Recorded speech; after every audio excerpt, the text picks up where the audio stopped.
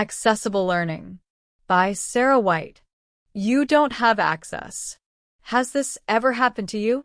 Have you ever left your keys in your car and were no longer able to get in? Or perhaps you forgot your work badge at home and no longer can access your building. Have you ever tried to reach for something but it was too far? Was it frustrating?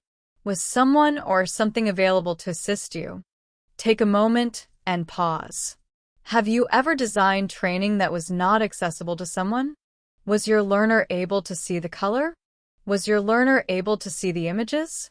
Was your learner able to hear a description of the image because they couldn't see the image? Was your learner able to scroll through e-learning? Let's dive into this further. Did you know? According to the CDC, at least 12 million people in the US over the age of 40 have visual impairments.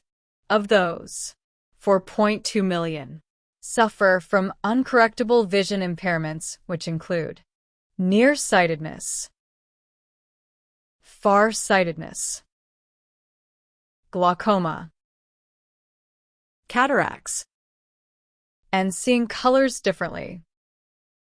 For people with visual impairments, assistive technologies such as screen readers or magnifiers may be helpful tools for access. By providing these assistive technologies in learning design, learners are likely to be less frustrated with access and more motivated to engage. Let's now take a look at another challenge, which is people who are hard of hearing. According to the CDC, 15% of adults in the U.S. over the age of 18 have trouble hearing. Assistive technologies such as closed captioning, on-screen captions, or physical motions like vibrations can provide the learner access. What about physical impairments? Perhaps your learner is unable to use their hands to type on a keyboard. How might assistive technology provide access? Alternative devices such as a speak-to-type software could be used.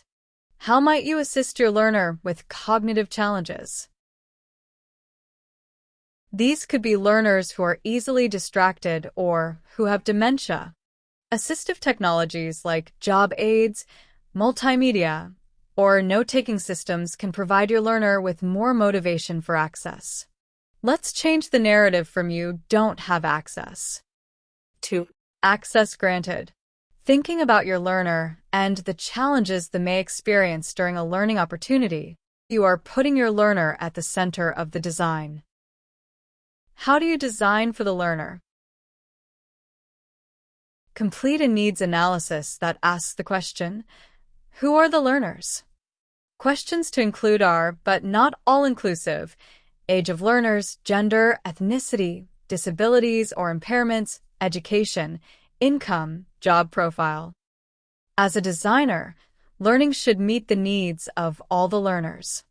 Thinking about the learners and what their accessibility with the learning may be, design learning that is approachable and motivating.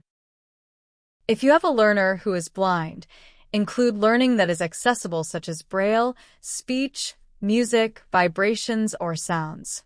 If you have a learner with a hearing impairment, include closed captioning, text-to-speech. Before publishing the content, use tools that provide feedback on web accessibility as well as color. A couple of recommendations include the Colorblind Web Page Filter. Simply copy and paste your web page URL into the filter, and the page will provide you with a view that someone with colorblindness may experience. Another tool is the Web Accessibility Evaluation Tool, known as WAVE. This tool can provide you with various evaluations of your web content, including contrast, use of headings and text, missing links, all of which may provide assistance to individuals with disabilities. After analyzing the content, review with your learners and obtain feedback. The goal is to design for the customer, with the customer. Make necessary adjustments based on feedback from the customer. Wash, rinse, and repeat. By including all learners, you engage everyone in a motivated learning opportunity. The end.